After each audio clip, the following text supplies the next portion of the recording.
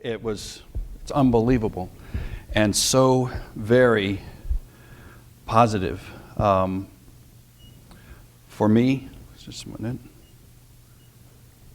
to see that all of this happen from an idea that the Archbishop had 3 years ago to the move of the Spirit upon a donor to a mechanism, a pipeline, a jury, and to see this growing movement. And you're right to ask, as I ask, well, where's it going, right? I'm filled with thanks for all of you and for the steering committee, but I'm just so impressed with Christine's leadership. It's calm, it is non-anxious. I told her a couple of days ago when I saw the way she started the meeting, I start meetings with jokes, with little song and dance, little, entertainment moments, and she just got quiet. And we all, I think, unplugged. It was a great and very wisdom-filled thing to do. And as I mentioned, this movement's trying to be something. What it is, what it can be, I can't lay it out for you today. I'd be forcing the birth of it.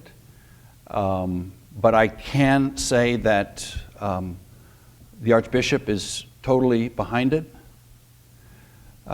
It's a new organization, and sometimes the organizational structures and the vision of the organization are not actually pointed in the same direction. Every church is like this, by the way. You have the vision of the church, and then you have the mess of the church, right? And the idea of good leadership is to bring it all into a point where it can move forward.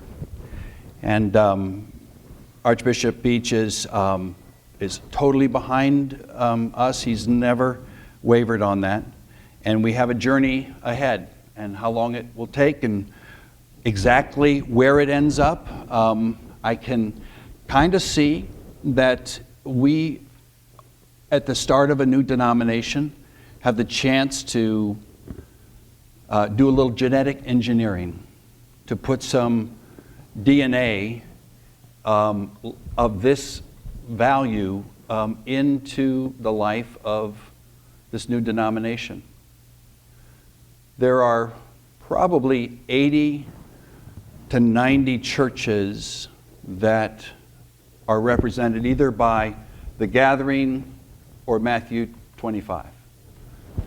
Maybe. And there's I know a lot of other churches that are doing things. They just haven't connected to this.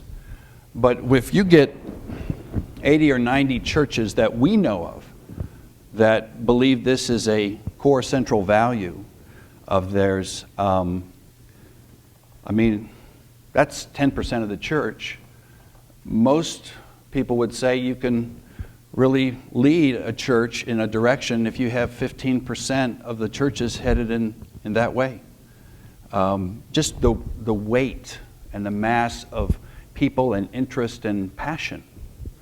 So I think we have a really good chance to see the Lord use this initiative, your passion, to develop a forward momentum. The hike on, was it Wednesday morning? It wasn't a hike. It was a climb, all right? It was, would you say, oversold, undersold?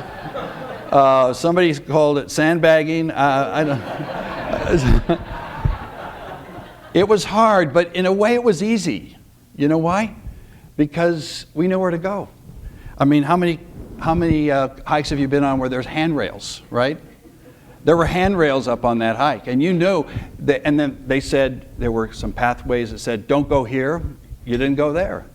It was hard. It was strenuous. I went up. I got as far as I could before I ran out of time, but I went up by myself. But I would imagine if I watched some of you, you were helping each other, right?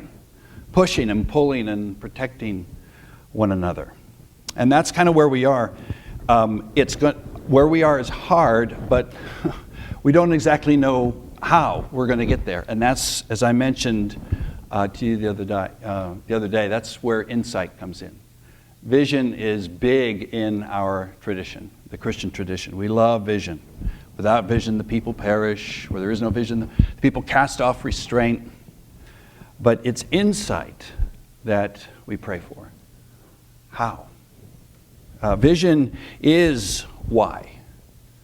Vision is why people get excited, why they get up in the morning.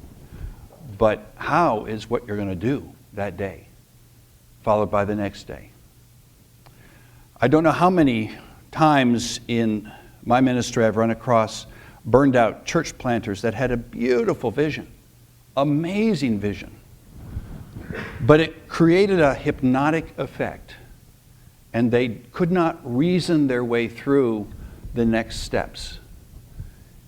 If you build it, they will come. One of the things I really regret about the early days of church planting is that it was called church planting, because it sounds so passive.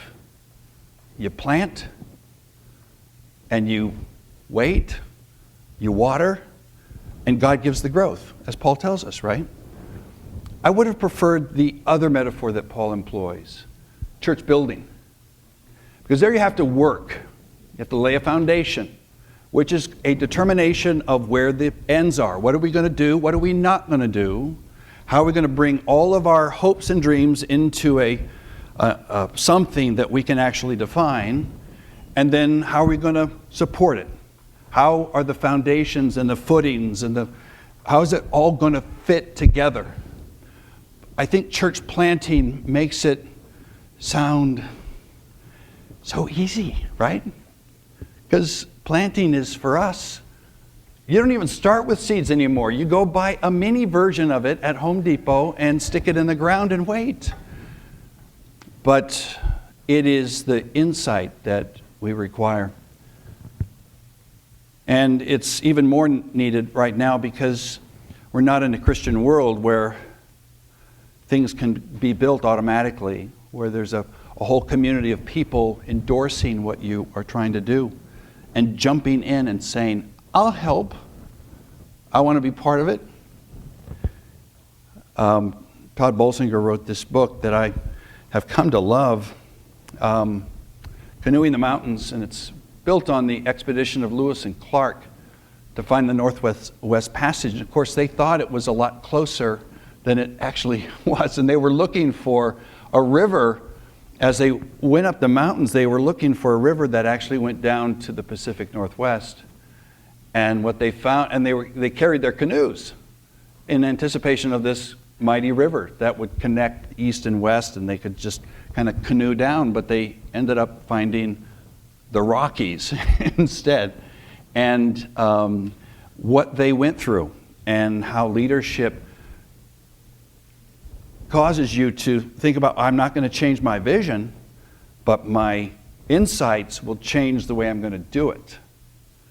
And this whole process that the Lewis and Clark went through is cataloged there in Canoeing the Mountains. And he says, in a Christendom world, vision was about seeing possibilities ahead and communicating excitement. Pastors were cheerleaders. I planted a church, a huge, growing church in 1985. It was a cheerleader. I could not do the same thing today. The culture's changed so much. In uncharted territory, where we are now, where no one knows what's ahead, vision is accurately seeing ourselves and defining reality, aka insight. What I also know about leadership in Matthew 25 is that leading is bleeding. It is a very painful process. It strips you down bare. It exposes your sin, your childhood, your lack. It gives glory to God because He can actually use you. But a leader who's not in touch with that central core of who he or she is as a broken person is really a dangerous person in front of people. And over the last couple of days, I would just say to you that Matthew 25 is going to stretch and grow you. And you may have heard some things that you really, really disagree with, and you push back on it. And where you take that restlessness is leadership. If you take it into the wine country, it means that somewhere inside of you is a child that wasn't listened to, is a boy or a girl who had a father or a mother that just, what? Yes, go away. You're not that important. But if you can move beyond that, give all that to God and say, what I heard, I don't agree with, but it's really stretching me, and I'm having to grow and read and think on the other side of the issue. Are you with me? I would want to reiterate something I said yesterday with regard to bishops. Do not burden your bishop with requests for permission, except once. First ask, do you understand that I'm doing this? Is this okay with you? He needs to be aware that this is happening. But then tell him what you're doing. If you come to a fork in the road and you need his guidance, I tell you, you don't have the right insight. You're going back and forth too many times. Bishops, because we live in this hierarchical culture, we love getting permission from the bishop. And we think that means buy-in and also free advertising when he goes out and preaches other sermons. You wouldn't believe what so-and-so is doing in this other church. Why, just 4 months ago, she said she was doing this, and because we don't have that, we don't hear that, we don't hear the feedback we get, well, maybe he doesn't like it. Maybe I should go ask him what he wants me to do instead. And I know the bishops well enough to know they'd love your prayers, but they don't need you showing them the tactics of what you're trying to do. So I would encourage you to just, on your own, pick up an ancient practice that was called the Ember Day letters. And 4 times a year, you'd write a letter to the bishop. Here's what I'm doing. He needs to know. Don't misunderstand me. But he doesn't need to know in the sense of you're requesting permission again and again. Because, again, what is permission? Well, permission is polite first. But then when it's sought again and again and again, it's a need for approval. And again, a leader that's not in touch with that need is really going to be a dangerous instrument in front of people. I would say to you also, you will find enormous setbacks ahead as Matthew 25 workers. I hate setbacks, and because they knock me down, and I get tired and upset, but they actually provide opportunities to sit on your butt a little bit and look ahead and say, what am I missing? What insight can I gain from this particular vantage point where I fell or failed that will help me build my future ministry? And as you pray for insight and seek counsel, I say you plan, and then you plan some more. The idea that remember the quote that thoughts, your ideas, tend to disentangle themselves at the end of a pen. That's why your teacher told you to write an essay, and as you wrote it out, you realized, I'm discovering new things that I didn't know I thought. New insights. So you plan, and then you go. And this little diagram I put together this morning, I think, says everything that I'd want to say to you in one picture. There's a continuum across the page that will take your ministry from hobby to perpetual strength.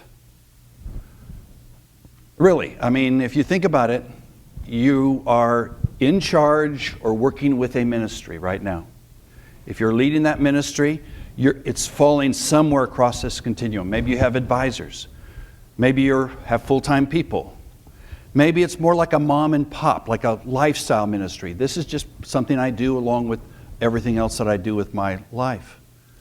But I would say to you that if you're not building some kind of sustainability into your ministry, to outlast you,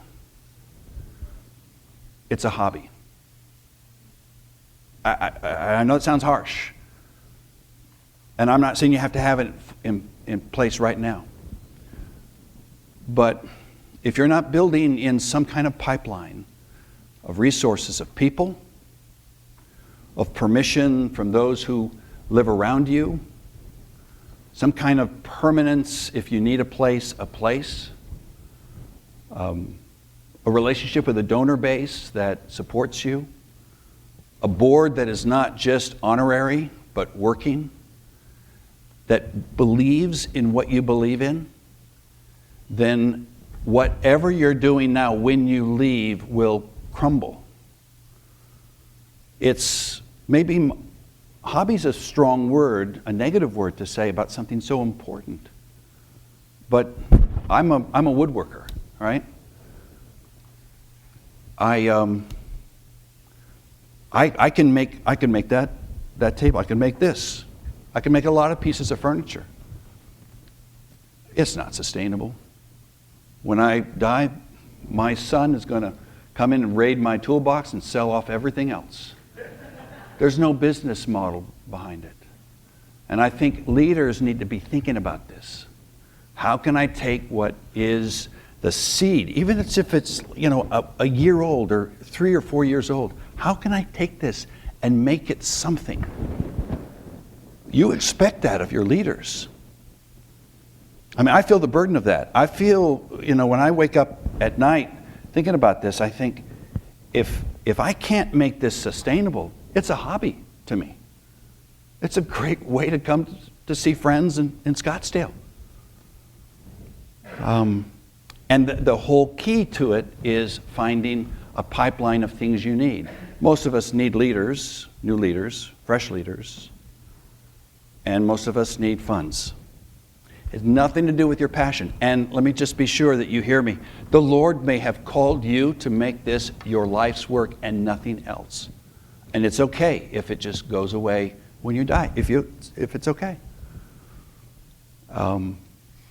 I haven't believed that about my work.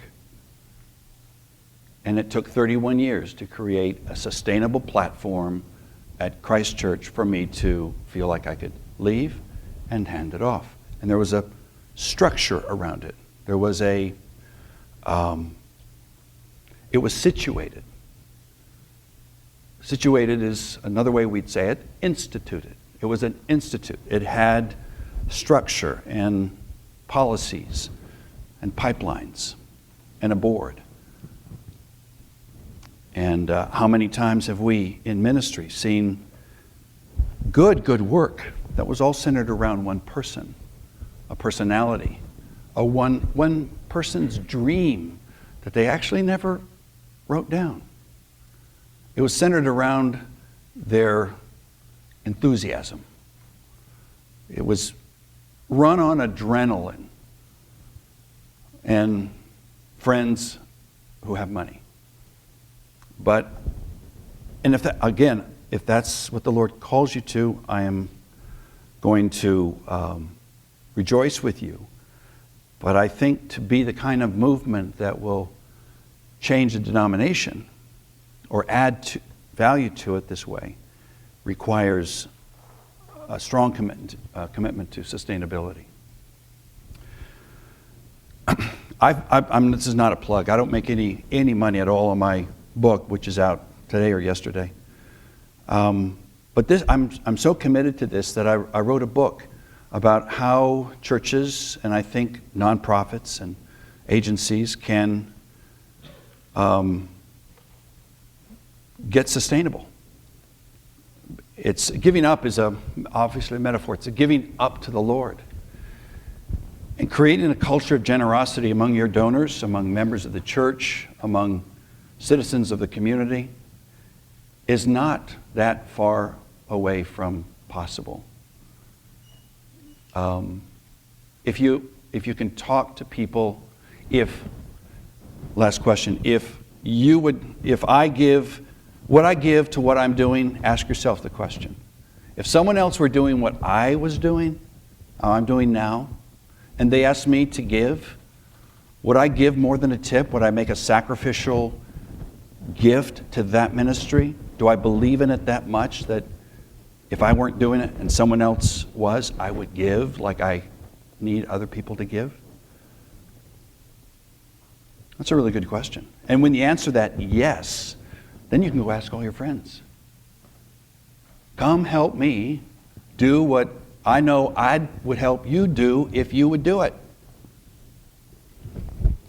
I think that the church is standing at opportunities like we've never seen before because of the culture. And in the book, this is the whole, you get this idea, you won't have to buy the book. Giving is the new discipleship. It's the new way that we can help people embrace their faith and trust God when they give up their resources. Generosity. Generosity is the new evangelism. I think the old, if you died tonight, you're sure your home would be in heaven, the sort of evangelism explosion kind of thing won't work as much anymore. The new culture is going to say, what is the church actually doing? Why would I believe in these people? Oh my gosh, look what they are doing in the culture. And there's some case studies built in that, both New Testament and Old. So the whole idea of giving up is to create as many platforms as you can. And this is why we set up the classy.org opportunity. And frankly, I'm going to pull the plug on it at the end of the year unless there is a tidal wave of interest in it. Because there are, I think we have maybe 15 organizations that are using this online giving platform. And there's so many others. There's 65 other agencies, you all, that haven't used it. And that's fine. If it's not useful, I don't take it personally. I'll just unplug it and we won't renew our subscription. But the chief complaint that I've heard from people is it's too hard. I wasn't able to upload my photographs. Somebody said that to me a couple weeks ago. And so I went away from that conversation. So, wait a minute, you're the leader of your organization. You have some volunteers. You stand in front of a church, or you have access to a church of 50 or 200 people. And because you can't upload a picture, the thing goes away. How many people in your church could figure that out? I'm not asking you to get IT degrees, but there are people in your church that you could say, I need help. And you would get young leaders engaged. They do studies on giving. Giving to the church is actually flat and declining across the board. Giving to nonprofits is skyrocketing because they tap in to a group of people who know how to give and use online tools. And let me tell you what this whole crowdfunding is. If I wanted to take a collection here, what I would do is I'd take one of my LeaderWorks ball caps and I'd pass out a hat, right? And I'd pass it all the way around and I'd get X dollars. And I would think, maybe I succeeded, I got the X dollars. But when you go crowdfunding and then peer-to-peer, what I'm doing is I'm passing out a hat, but I'm also passing out hats. I'm saying to Cliff, how many hats do you need to pass out to all your friends. And how about you? How many hats do you need? So I'm passing the hat to collect resources for the ministry, but I'm also passing out, an infinite number of hats for my friends to use with their friends. And when I get a hat out there with people giving to it, then I also get an interested person that I can have a relationship with. And they can join me in this effort.